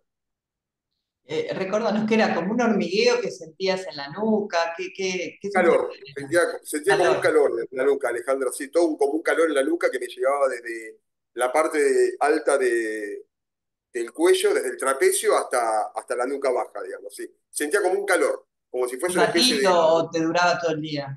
No, me duraba el tiempo que estaba ahí expuesto en la posición donde tenía que trabajar y que estaba recibiendo más Ah, dosis de lo normal. Sí, sí. A veces era segundo, un minuto y medio. Después se me iba. O sea, ese calorcito, un cosquilleo, como un hormigueo, esa sensación de hormigueo y temperatura como de calor, me duraba puntualmente cuando estaba haciendo ese trabajo, esa tarea, y después se me iba. era tu dosímetro. Tu Era como mi decímetro dosímetro. personal. Sí, sí, Qué particular. Mirá. sí. Me llamó la atención porque la verdad que, de hecho, lo hablaba con gente, lo hablé con 1000 personas. Me decía, che, ¿estás loco? ¿Vos estás seguro? Y bueno, no sé. Pero es una constante que me pasa siempre que estoy haciendo esto, puntualmente, en esta posición del equipo, donde yo sé que hay más dosis y todo. Pues yo se acuerdan que les conté que en un momento determinado, cuando empecé a trabajar con esto y todo, como empecé a ver que parte del trabajo y del servicio técnico mismo era muchas veces entrar al búnker cuando la fuente quedaba expuesta. Entonces me empecé a preocupar, a decir, bueno, voy a hacer un mapeo de dosis dentro del búnker, cerca del equipo, en situaciones donde la fuente se puede quedar expuesta. Entonces, cuando pasaba no un accidente, pero quedaba la fuente expuesta mecánicamente por algo, que era relativamente no frecuente, pero lógico porque podía pasar. Bueno, yo entraba con el Geiger portátil, el medidor, iba tomando nota de las dosis que había en los sectores, entonces yo sabía más o menos cuando, en diferentes procedimientos de trabajo, por dónde podía circular y por dónde podía pararme mejor que en otros sectores donde había menos dosis ambiente, donde yo podía manejarme y estar más tiempo parado solucionando el problema mecánico o eléctrico que tuviese el equipo, ¿no? Eh, y bueno, de la casualidad que justo en esa posición, cuando yo cambiaba una fuente que tengo que trabajar en la parte de atrás del cabezal, que es para armar todo el sistema neumático, que es lo que genera que la fuente se exponga al paciente y vuelva a guardarse en la posición de blindaje, uno está trabajando con una zona muy delicada, muy angostita, donde tiene que meter las manos en un agujero medio complicado y que tiene que ser así porque si no disminuye el blindaje del cabezal y entonces no podría tener un agujero más grande para estar trabajando más cómodo. El propósito, ese diseño mecánico, y bueno, hay que estar un ratito ahí montando todo el sistema neumático que lleva tiempo y hay una dosis, te les contaba que cuando está una fuente blindada en su cara activa, se generan dos haces ortogonales a 90 grados que van por el canal del cabezal, hacia el frente del cabezal y hacia la parte de atrás. Bueno, hacia el frente uno cuando trabaja tiene un bloque de plomo que lo protege, pero en la parte de atrás, como uno tiene que sacar toda la parte neumática, hay que volver a ponerla y entonces lleva tiempo con la fuente activa y hay una dosis importante ahí, importante, fuera de lo normal, digo, de lo lógico, que no puede haber nada dispersa en el ambiente cuando el equipo está, cuando la fuente está blindada. Hay que trabajar ahí que uno, teóricamente, no hay forma de que estar parado ahí cuando el operador está trabajando en el día a día tratando pacientes, ¿sí? Cuando se hace un servicio, bueno, ahí es donde tomé cuenta de que con cierto nivel de dosis me pasaba esto de la nuca. Y cuando se hizo constante, que cada vez que estaba haciendo eso me pasaba eso, es como que saqué el limpio, que bueno, que evidentemente con cierta dosis me agarraba el calorcito en la nuca, el coquilleo.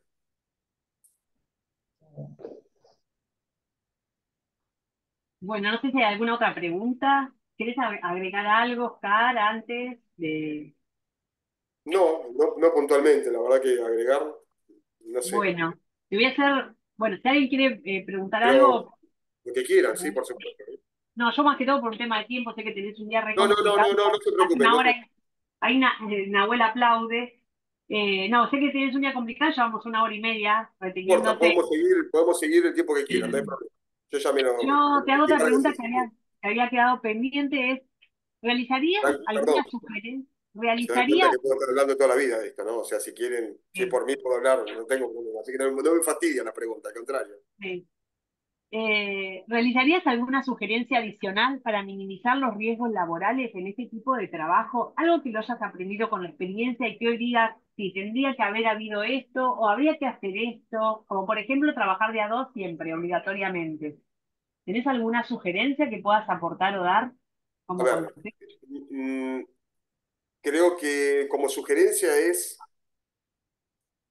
el procedimiento indica que hay que trabajar de dos personas. O sea, si uno se basa en el procedimiento original de fábrica canadiense del equipo en particular, y yo hablo de este equipo porque me dediqué a este equipo en particular, pero son todos iguales desde el punto de vista de concepción de lo que hay que hacer, creo que es importante trabajar de a dos porque evita un montón de acciones que tal vez generan que uno quede más expuesto en ciertos lugares porque tiene que hacer funciones de dos personas en distintas posiciones, donde uno tiene que obligatoriamente tomar una posición que tal vez no es la óptima, pero al estar solo lo tiene que hacer. Entonces creo que cumplir el protocolo de trabajar con dos personas es importante. Eh, Agregar cosas, en realidad, cosas para hacer que serían mejores para disminuir la tasa de oxígeno absorbida, me parece que no. Creo que sí es importante, y como cualquier trabajo, y creo que como cualquier trabajo, cuando uno se familiariza y empieza a acostumbrarse al trabajo, empieza a perderle un poco el temor a las cosas, empieza más con esto que uno no siente nada también. Si yo me quemo, y me voy a quemar siempre, pero cuando uno, hay un procedimiento que dice, mira, que si te paras acá hay mucha dosis, y cuando uno pasa el tiempo y se da cuenta que no siento nada y que no pasó nada y que ya van 20 años y nunca me pasó nada, y pueden ir 5 más y tal vez nunca me pase nada, uno se empieza a relajar en ese aspecto. Me ha pasado con médicos, que había médicos que venían cuando yo estaba reparando el equipo y se apoyaban así en el cabezal. Y yo le digo, ¿vas a estar mucho tiempo más ahí? Le digo, porque la verdad que, y pasa, o físico, venía el físico, se apoyaba así en el cabezal mientras yo estaba reparando, y digo, está bien, tenés una dosis que está dentro de lo contemplado, pero ¿cuántas horas vas a trabajar este mes vos, en realidad? Porque estás media hora conmigo acá, que estás recibiendo una dosis que no tendrás por qué recibir, secundaria, pero que se suma a tu dosis mensual laboral. Entonces, ese tipo de cosas es cuando uno se relaja, precisamente porque no se siente nada.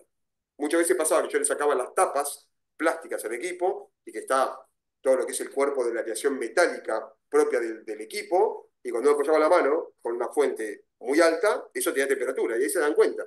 Ah, le digo, ¿ves? Si yo te pongo la tapa de plástico, que está a 10 centímetros de espesor, de distancia, perdón, vos apoyás la mano y no sentís nada, pero si te saco la tapa de plástico y apoyás la mano, te quema la mano, está caliente. Bueno, esa es la radiación. Eso es lo que genera la radiación, de cambio de energía. Entonces ahí se dan cuenta y, uy, entonces me voy. Bueno, eso a nivel servicio técnico también pasa. Uno se pone a charlar, te llevo un café, te pones a hablar.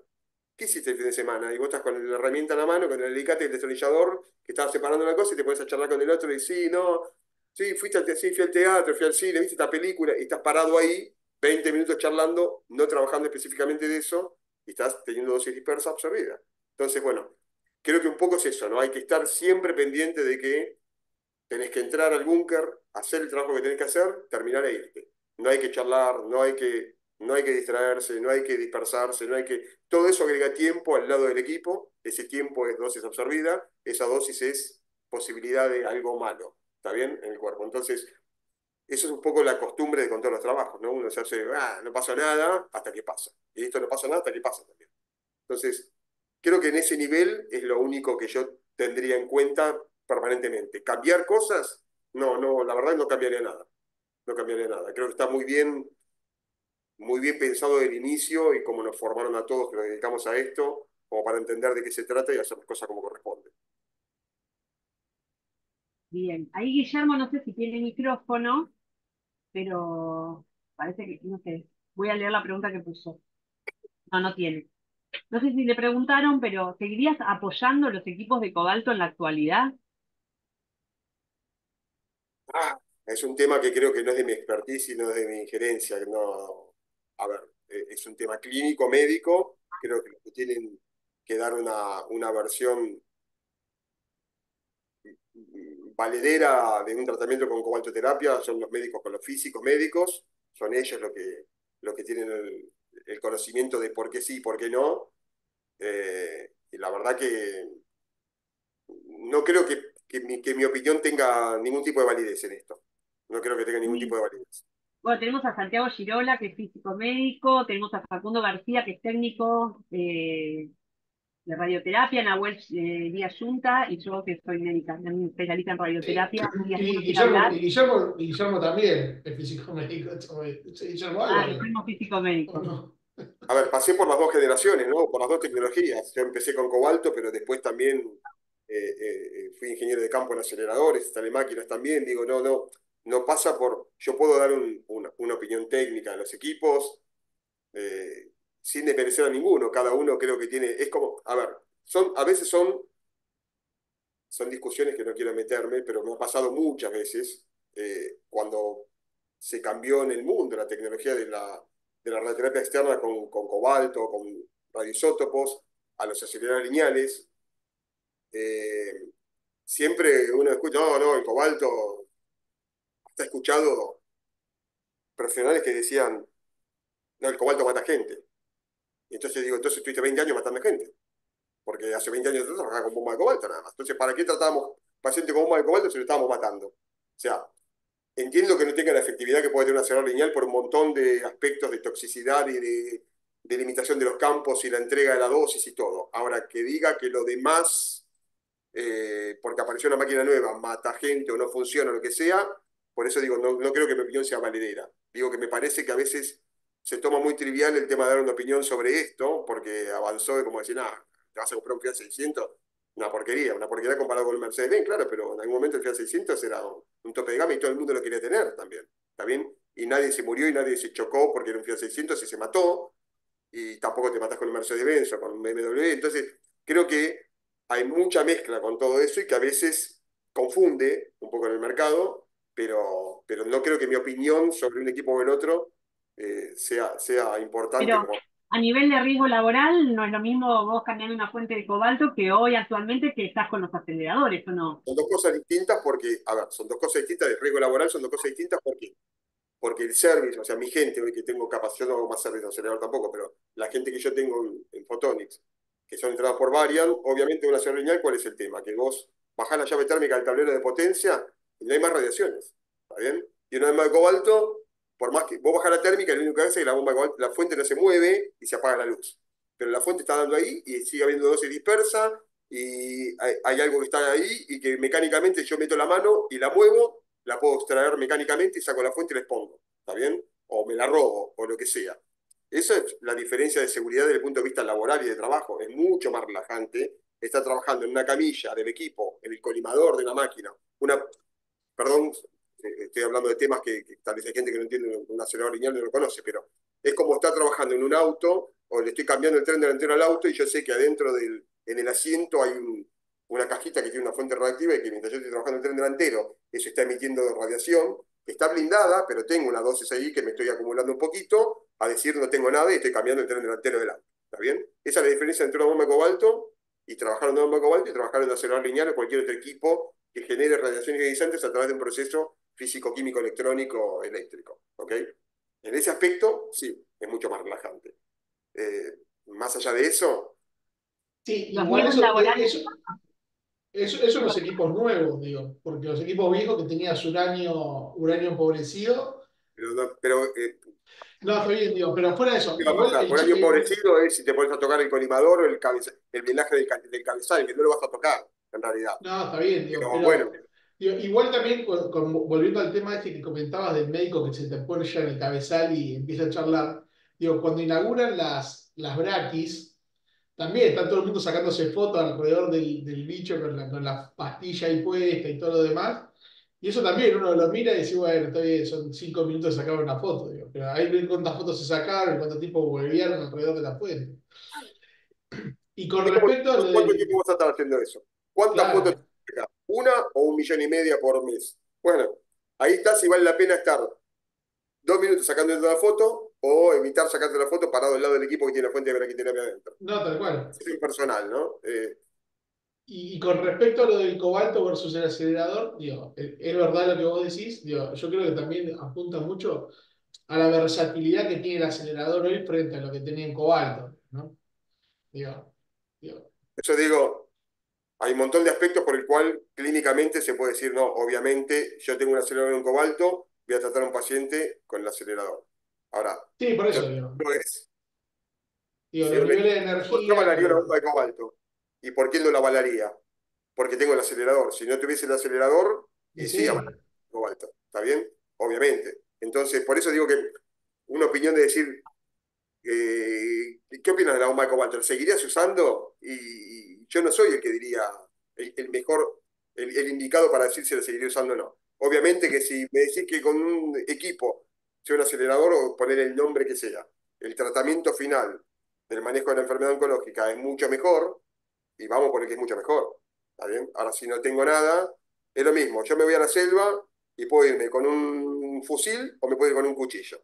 Y hay un león. ¿Qué hago?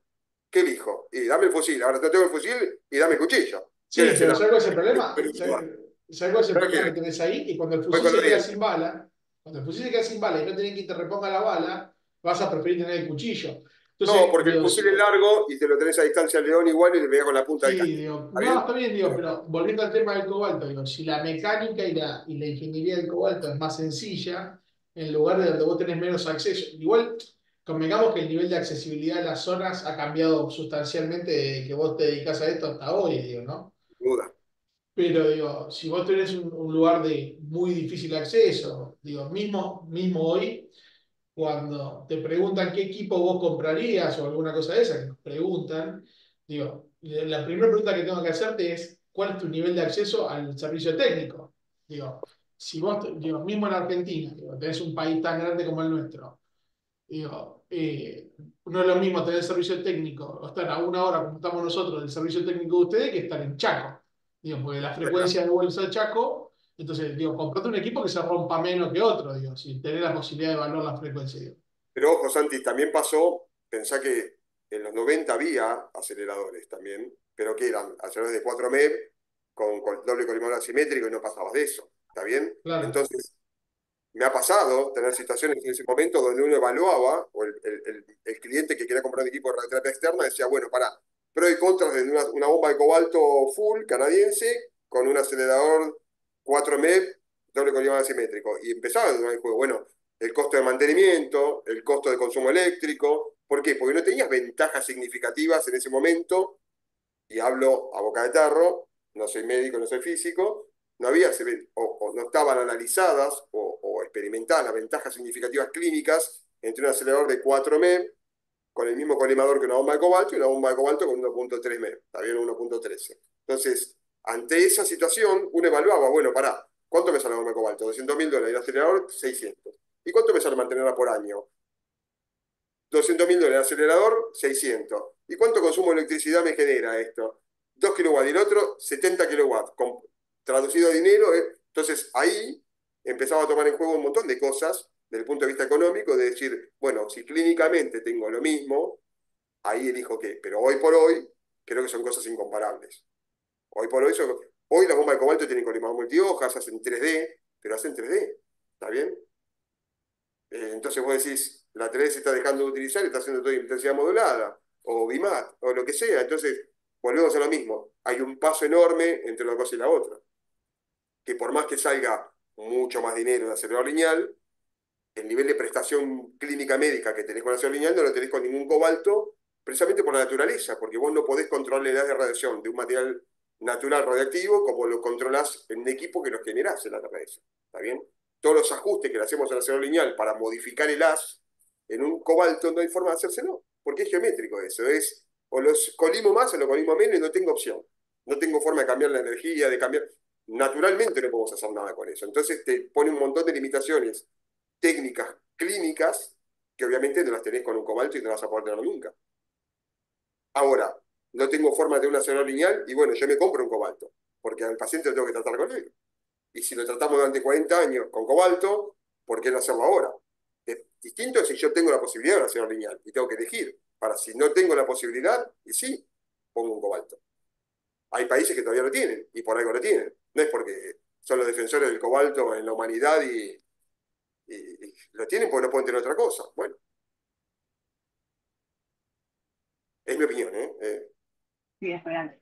Es real, pero igual también el trabajador, el grupo de trabajadores trabaja más tranquilo o más seguro con un acelerador. No solo de la parte clínica, que es lo más importante, no el paciente, sino que en la época que yo hacía cobalto, a veces se exponía, ¿no? La fuente quedaba expuesta, o había alguno, o el paciente quedaba mucho tiempo abajo de la máquina y se movía, o sea, teníamos como algunas dificultades que hoy con un acelerador lineal ya no las tenemos. O sea, yo Sí, arranqué en la época de cobalto y hoy estoy trabajando con los aceleradores lineales de vanguardia, de última tecnología, y la diferencia, bueno.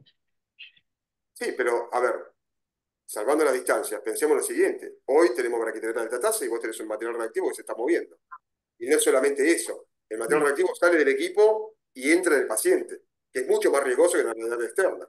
¿Está bien? Y sí, si el material reactivo queda trabado dentro del paciente, el aplicador te queda dentro del paciente y vos tenés que ir a sacar, ¿sí?, la fuente reactiva manualmente para meterla nuevamente en el equipo y lo tenés que hacer vos manualmente. Entonces, por eso sí, te digo, hay una concepción de las cosas donde con el riesgo y con todo, que hay cosas que son evitables, hay cosas que no, pero cuando uno generaliza, creo que entra en una bola donde no sos puntualmente específico, ¿viste? En tomar claro. conciencia.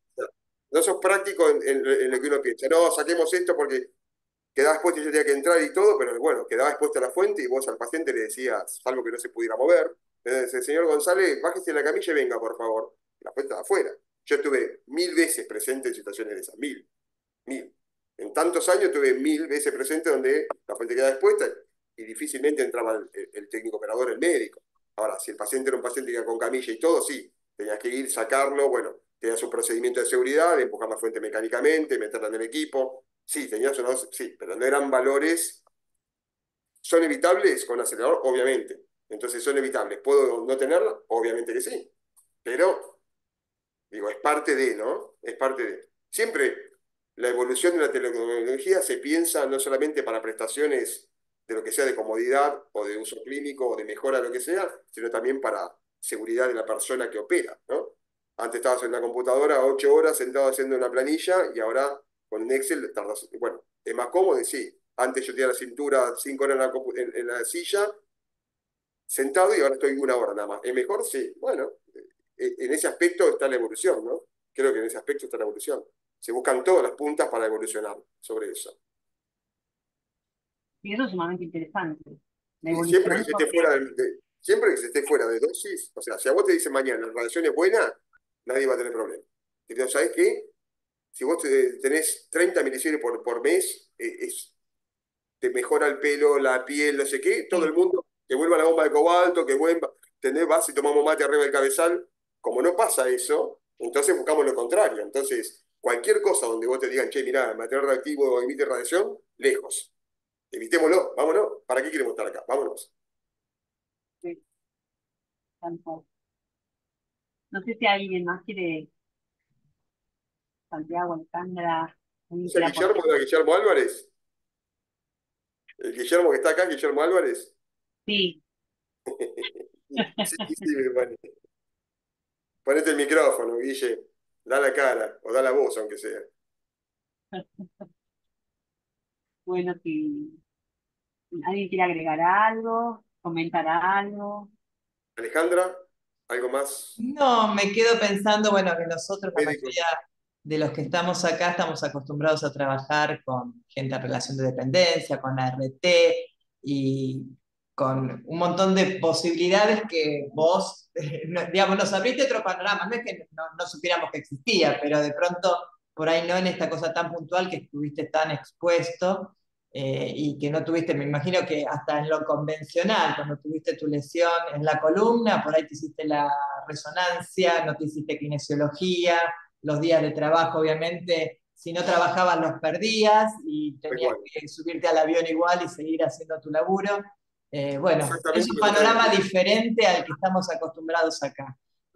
La Dale. verdad, muy, muy valioso el testimonio. Sí, ahora viene el RT, precisamente cuando vienen las inspecciones del RT, viene en el formulario, tenés que poner radiación ionizante, ya ponés todo ahí. Yo decía, Claro. mirá, bueno, ahora lo controlamos o figura y está documentado, y la verdad que en la época que estaba yo, en la empresa donde yo trabajaba tampoco venía no existía el RT, entonces no venían a hacer nunca una inspección de eso.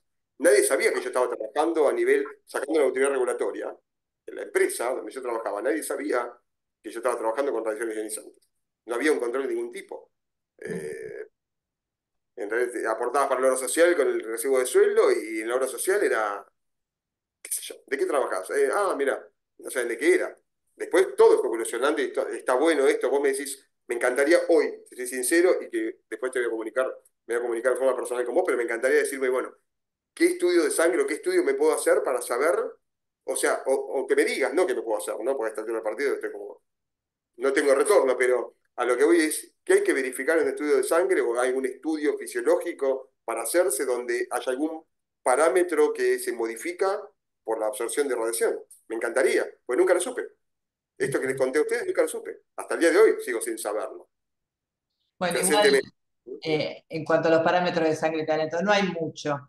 Pero bueno, uno puede tener un seguimiento, como nosotros tenemos de toda esta gente que vemos año a año, que si hay alguna variación, por ahí nos puede dar una alarma en algún momento. Pero salvo que la exposición sea aguda y que vos vengas a los pocos días o a las pocas semanas, no hay nada que pueda ponerle la firma a que fue por radiación. Pero bueno, no solo es la sangre, es ver digamos, el examen físico en general, puede haber algo que nos denote que pudo haber habido una exposición. Así que bueno, después... Te voy a comentar un caso particular. Esto debe tener unos, por lo menos 15 años, entre 15 y 20 años, pero por ahí. Una persona, un colega, obviamente no voy a decir de dónde, ni quién, ni nada, que le hizo juicio a la empresa porque perdió la visión de un ojo, lo cual lo asociaron a que era por un tema de trabajar con radiaciones ionizantes, en el ambiente donde trabajaba yo también, ¿sí? Y no sé cómo avanzó, sí que se le hizo un juicio a la empresa, no sé cómo avanzó la parte legal y todo, pero en realidad había perdido la visión porque estuvo soldando sin la máscara. ¿Está bien? Pero bueno, había tanta desinformación en ese aspecto, era todo directo donde, ¿qué hizo? Pasó, alguien lo aconsejó, le dijo, no, mira, debe decirle que por la radiación, bueno, y así fue, ¿no? Entonces, a ese nivel te digo, donde había tanta desinformación con todo esto, era tan difícil todo el saber qué me hace, qué no me hace, hasta dónde sí, y dónde decir, bueno, para mí no es y para mí sí, que no había una forma de chequear que él perdió la visión de un ojo y era por una soldadura de alta por talco y no por radiación recibida en la córnea o en la retina. Entonces, es finito, ¿no? Creo que, no sé si con los años se mejoró eso, pero creo que es una línea muy fina a veces, ¿no? Sí, sí, tal cual. De cómo Pero manejar esa información. algunas puntas como para ir investigando tenemos. La parte oftalmológica también es muy característica la lesión que puede producir. Claro, Y bueno, el examen físico en general. Pero bueno, después un día nos ponemos de acuerdo y nos con venimos gusto, a me visitar. encantaría, me encantaría. Sí, lo vamos a terminar de acordar ese día, que ya le habíamos comentado a Oscar un poco. Y lo podemos charlar allá en el Sí, me instituto, encantaría, sí, sí, con todo gusto. que bueno, nos dedicamos a esto. Me ofrezco Bueno, rota de laboratorio. y sí, pero también es Mientras no me hagan importante correr porque en la ruedita, mientras no me hagan correr en la ruedita, vos, al conocer que existe alguna profesión que estuvo expuesta a radiaciones ionizantes, que no tuvo controles o no tuvo tan estrictos quizás, por decirlo, y para el día del mañana hacer un seguimiento también es importante, seguro. para ver en el futuro, todavía tenemos muchos años por delante, entonces, muchísimos años por delante. Entonces es importante conocer si una persona estuvo expuesta o no a radiaciones ionizantes Sin duda, a nivel sin médico. duda. Bueno, ¿alguna otra pregunta o algo que quieran comentar? Mientras tanto, quiero compartir, este, solo por un tema de, no sé si lo ven ahí, está la página de Photonic, ¿la ven? Ujú. Por si alguien, como esto está grabado, si alguien requiere contactarse con Oscar Realini, el ingeniero Oscar Realini, esta es su empresa. A través de esta página ustedes pueden contactarlo, donde dice contactos, y solo lo dejo por un tema de que quizás alguien, Oscar, después te quiera contactar por sugerencias, preguntas o algo que requieran, sepan que por este medio, a través de esta página, se pueden este, Con todo contactar. gusto, con todo gusto. Lo que sea, cualquier otra pregunta que haya quedado pendiente o alguna duda que tengan, con todo gusto. Si les puedo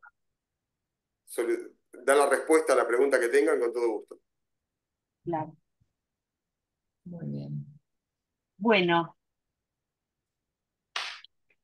bueno, Oscar, te agradezco muchísimo todo este tiempo, es sumamente importante, siempre van surgiendo cosas nuevas.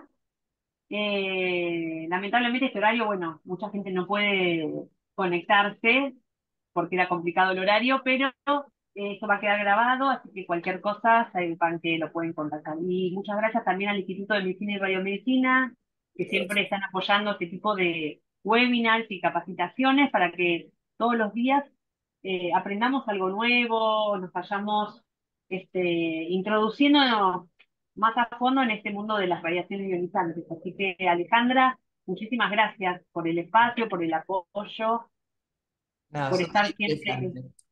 Muchas gracias a vos, Mariana, por hacer la convocatoria y tener la idea, ¿sí? Y el contacto con Oscar, que la verdad, de vuelta. Muchas gracias y bueno, te esperamos por acá.